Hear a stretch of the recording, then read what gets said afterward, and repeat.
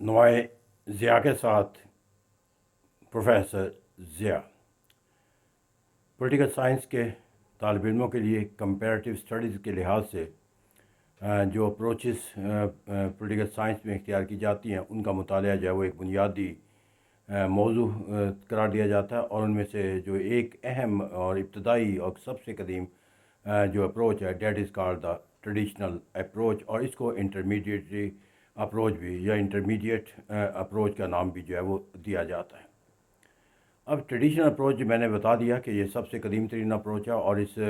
को जो है वो ज़्यादातर जो इसका हमें इस्तेमाल नज़र आता है वो वेस्टर्न यूरोपियन मामले के अंदर आता है। दरअसल जब कंपैरेटिव स्टडी का एक तसव्वुर इमर्ज हुआ, उस तसव्वुर का ज़्यादातर जो ताल्लुक़ था वो western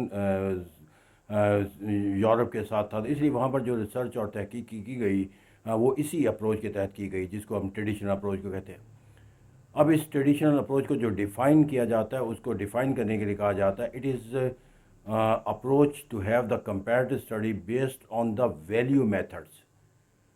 that study the political institutions and ideas using the historical, legal, philosophical analysis rather than the empirical methods. अब यहाँ पर जाकर अगर हम इसको डिफ़ाइन करने के लिहाज से ट्रेडिशनल अप्रोच को देखा तो सबसे पहले जो हमें यहाँ पर इसका जो कॉन्सेप्ट के अंदर नज़र आता है कि डेट इज़ वैल्यू बेस्ड, यानी कि जब हम इसको वैल्यू बेस्ड कहते हैं तो यहाँ पर जो है वो जो कानून होते हैं, जो ज़ाब्ते होते हैं, जो रियासत के दसातीर होते हैं, that is called the values. तो उसकी रोशनी के अंदर जब किसी निज़ाम को देखा और परखा जाता है तो that is called the traditional method. फिर यहाँ पर जो इसका दूसरा हमने एस्पेक्ट देखा तो एक ऐसा जिसका दायरा कार जो उन सरगर्मियों का अहाता करता है जिसको पॉलिटिकल इंस्टीट्यूशन का नाम दिया जाता है, यानी कि जो सियासी इदारे होते हैं, सियासी इदारों पर सरगर्मियों पर असर अंदाज होने वाले जो अवामल और फैक्टर्स हैं उसका जो है वो इसके अंदर जायज़ा नहीं लिया जाता। एंड दूसरा जो है इसका क्या है, द यूज़ द आइडियाज़, जो इसके लिए फ़िलासफ़िकल जो अप्रोच है उसको इख्तियार किया जाता है, हिस्टोरिकल मेथड को देखा जाता है, लीगल कॉन्सेप्ट को देखा जाता है, और इस तरह मैंने कहा रेदर दैन द एम्पिरिकल, तो यानी कि इसके अंदर वो एनालिसिस जो है वो इंसानी सोच और फ़िक्र या तज्ज़ियों की बुनियाद पर नहीं किया जाता, बल्कि उन फैक्ट्स एंड फिगर की बुनियाद पर किया जाता है जो कानून दस्तूर के अंदर रवायात के अंदर जो है वो पाए जाते हैं। तो इस तरह कहते हैं ये जो अप्रोच है that is called the traditional approach. और अगर हम इसको मज़ीद इसको मैं आसान बनाना चाहे तो इसको कहा जाता है कि डेट इज़ अप्रोच जिसके अंदर जो बुनियादी फ़लसफ़ा किसी निज़ाम को देखने का that ought to be the system, कि ये निज़ाम हुकूमत को कैसा जो है वो दिखना चाहिए, और उसके लिए पैमाना जिसको बनाया जाता है वो कॉन्स्टिट्यूशन को बनाया जाता है, लॉज को बनाया जाता है, उस ट्रेडिशन और कन्वेंशन को बनाया जाता है जिसके तहत उस निज़ाम को देखा जाता है। जो आला ज़ाब्ते और ज़ाब्ते हैं उनकी रोशनी के अंदर देखा जाता है कि ये निज़ाम कैसा होना चाहिए। फिर मिसाल के तौर पर डेमोक्रेटिक निज़ाम को ट्रेडिशनल अप्रोच वाला देखेगा तो वो इसको देखने के लिए जो असूल और ज़ाब्ते हैं कि इसके अंदर जो है वो लोगों को आज़ादी का हक़ हासिल होना चाहिए, उन्हें जो है वो वोट का हक़ होना चाहिए, यहाँ पर जो है वो लोग जो हुकूमत बनाए जाए वो अवाम के नुमाइंदों पर मुंतखब, वो जो प्रिंसिपल डेमोक्रेटिक निज़ाम के वैल्यूज़ हैं उसी के निज़ाम के अंदर वो परखा जाता है कि ये निज़ाम जो है उन वैल्यूज़ के मुताबिक है या नहीं, या बनिस्बत इसके वो ये देखेंगे what is the practical going on system. तो इस तरह कहते हैं वो डेमोक्रेटिक निज़ाम को जब देख लेते हैं तो उस प्रिंसिपल के तहत ही उसके निज़ाम का जायज़ा लेते हैं कि जो डेमोक्रेटिक निज़ाम के असूल वज़ा करता होते हैं बनिस्बत इसके कि वो इसको अपने प्रैक्टिकल एनालिसिस के बुनियाद के ऊपर जो है उस निज़ाम को परखने की कोशिश करें कि either it is democratic system और नॉट। तो मैं यहाँ पर जाकर फिर यह दूसरा जो इसका कॉन्सेप्ट है, ये बुनियादी तौर पर जो तसव्वुरात हैं उसके अंदर जिन चीज़ों को मौजू बनाता है अपने बहस का या अपने रिसर्च का या अपनी तहकीक का या कंपैरेटिव स्टडी का, वो गवर्नमेंट और लॉज होते हैं। तो इसे कहते हैं कि गवर्नमेंट का स्ट्रक्चर क्या है और गवर्नमेंट के स्ट्रक्चर को बनाने के लिए कौन से ज़ाब्ते जो हैं होते हैं। तो इसे कहते हैं कि वो हर निज़ाम को उस निज़ाम के जो ज़ाब्ते हैं उस ज़ाब्तों के तहत वो परखने की कोशिश करते हैं, और इस तरह हम कहते हैं कि यहाँ पर जो एक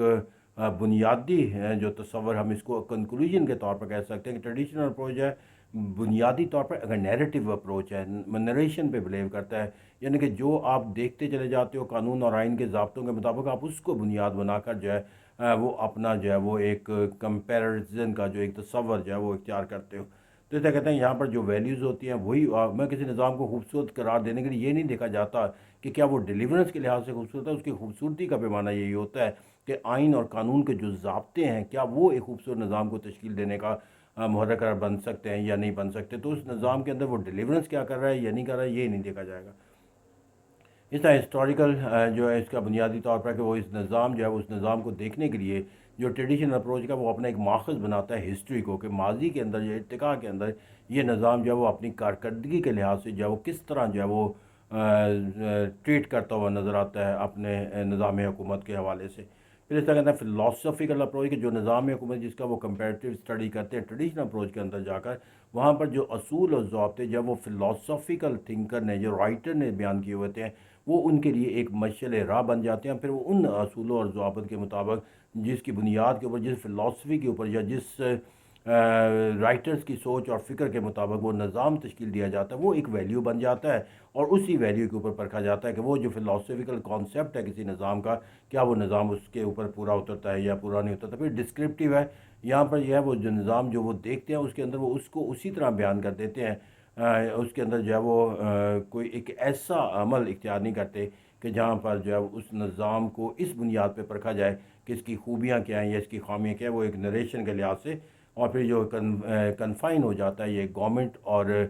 پولیٹیکل انسٹیٹیوشن کی طرح جو اس ملک یا اس ملک کے جس کے اندر یہ کمپیریٹیو اسٹڈی کی جا رہی ہے تو اس کا احاطہ کیا جاتا ہے. تو اس طرح کہتے ہیں کہ یہاں پر جا کر اگر ہم ٹریڈیشنل اپروچ کو بنیادی طور پر اگر دیکھنا جائے تو اس کو ایک ایسی اپروچ کہا جا سکتا ہے کہ جس کے اندر تمام تر آپ کی جو تحقیق ہے، جو تجسس ہے، جو انالیسز ہے وہ ایک بنیاد پہ بنتا ہے، دیٹ از دا ویلیو بیس. اور دوسرا آپ کنفائن رکھتے ان پولیٹیکل انسٹیٹیوشن کی طرح جو پولیٹیکل انسٹیٹیوشن کہلاتے ہیں. تو اس طرح کہتے ہیں کہ ٹریڈیشنل اپروچ ایک قدیم اپروچ ہے، اور یقینی بات ہے جب وقت کا ارتقاء ہوا اور اس نظام کے اندر کمپیریزن کے جو ہے وسعتیں پیدا ہوئیں تو ٹریڈیشنل اپروچ اپنے معنی اور مفہوم کے لحاظ سے جو ہے وہ پھر ایک کمزور اپروچ جو ہے وہ ثابت ہوئی. اور یہی وجہ ہے کہ وقت گزرنے کے ساتھ ساتھ اس کی جو ویلیوز ہے اور جو اس کی اہمیت ہے وہ ہمیں کم ہوتی ہوئی نظر آتی ہے. تو آج کے دور کے اندر کمپیریٹیو اسٹڈیز کے لحاظ سے جو ٹریڈیشنل اپروچ کا جو میتھڈ ہے وہ پولیٹیکل سائنس کے اندر جو ہے وہ کوئی زیادہ افیکٹو تصور نہیں کیا جاتا. Thank you very much.